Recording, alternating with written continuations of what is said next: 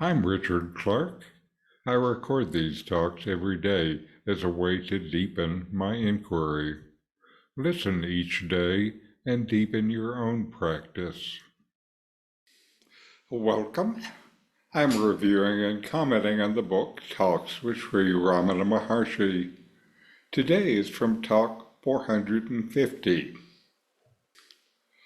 Miss Uma Devi, a Polish lady convert to Hinduism, asked Sri Bhagavan, I once before told Sri Bhagavan how I had a vision of Siva at about the time of my conversion to Hinduism. A similar experience recurred to me at Kottalam. These visions are momentary, but they are blissful. I want to know how they might be made permanent and continuous. Without Siva, there is no life in what I see around me. I am so happy to think of him. Please tell me how his vision may be everlasting to me. Maharshi, you speak of a vision of Siva. Vision is always of an object. That implies the existence of a subject. The value of the vision is the same as that of the seer.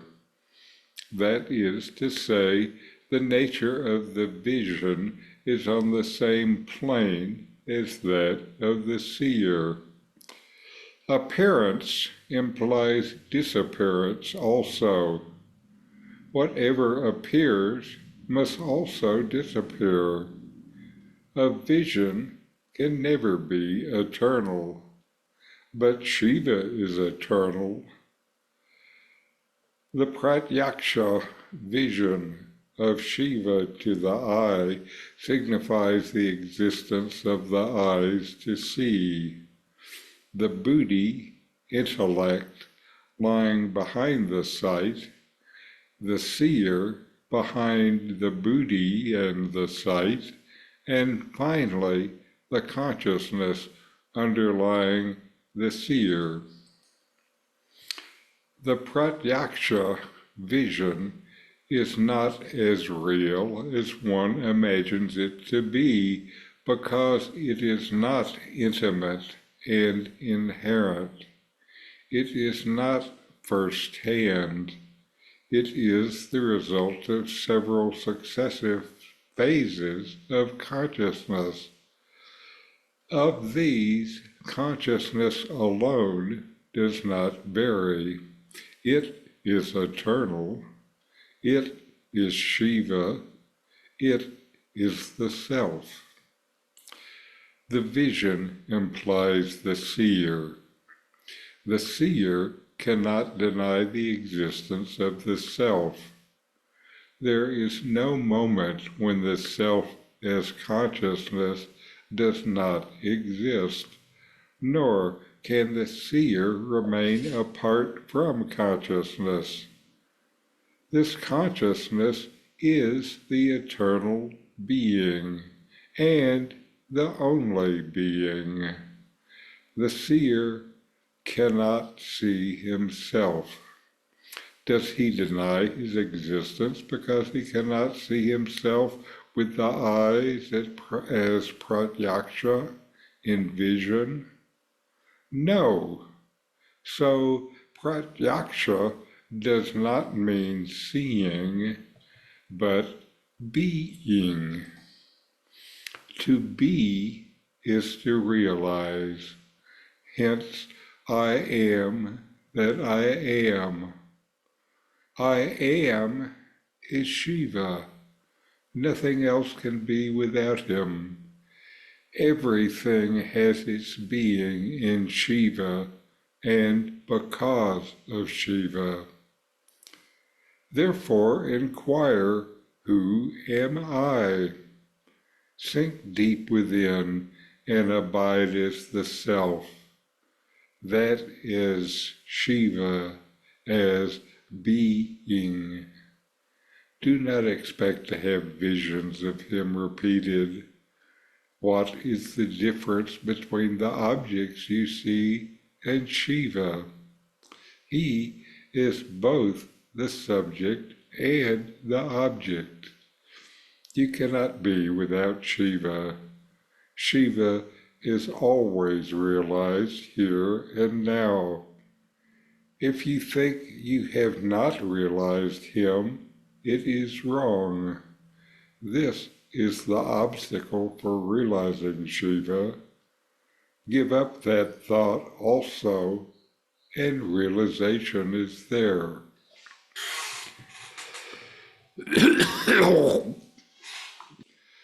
In this dialogue, Miss Uma Devi, a Polish convert to Hinduism, shares her experience of having visions of Shiva and asks how she can make these visions permanent. Sri Ramana Maharshi responds by guiding her towards a deeper understanding of the nature of such visions and the self. Miss Uma Devi describes her visions of Shiva as fleeting but blissful experiences, and she wishes to make these visions continuous. The Maharshi explains that any vision is an object seen by a subject, implying duality.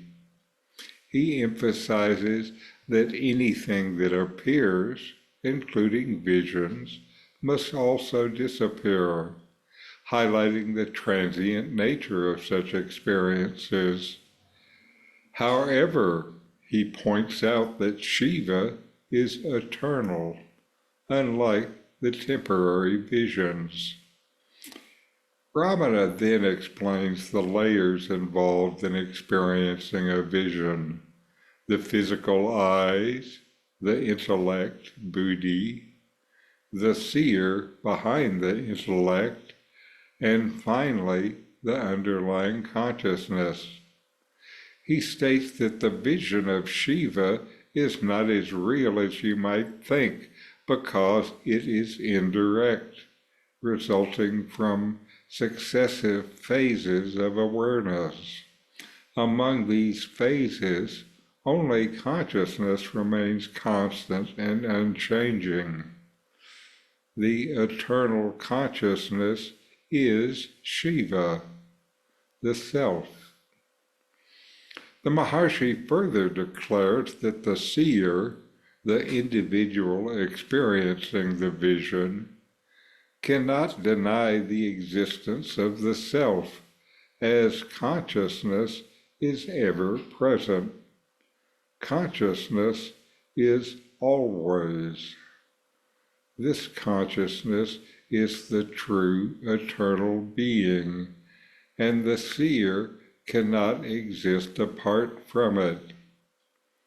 This consciousness is the self, yourself, the only self that there is.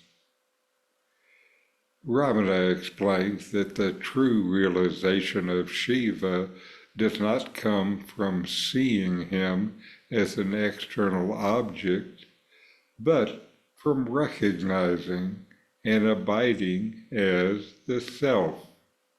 He equates the state of being with realizing I am, which is the true nature of Shiva. Ramana advises Miss Uma Devi to engage in self-inquiry by asking, "Who am I?" This practice helps you sink deep within and abide as the self, which is Shiva. He stresses that expecting repeated visions of Shiva is not the path to realization. Instead, understanding that Shiva is both the subject and the object, and recognizing that one cannot be apart from Shiva, leads to true realization. He concludes by saying that the belief that one has not realized Shiva is itself an obstacle. By giving up this thought, realization of Shiva, the eternal self, is achieved. This dialogue emphasizes the essence of Ramana Maharshi's teachings, the importance of self-inquiry, and recognizing the true nature of the self. The vision of Shiva, like any other experience, is transient. Realizing the self, which is eternal consciousness, brings the true, continuous experience of Shiva, what is always. Who am I? So know yourself and be always free and at peace. In 40 verses on reality, Ramana Maharshi explains the nature of the self, the ultimate reality, and self-inquiry. My new book, with my comments and inquiry questions, opens these teachings up and brings them into your practice and experience. Available now from Amazon. Link in the video description. These videos bring Ramana's teachings into your direct experience. Click subscribe to see more. Click thumbs up to like, and send questions and start a dialogue with a comment.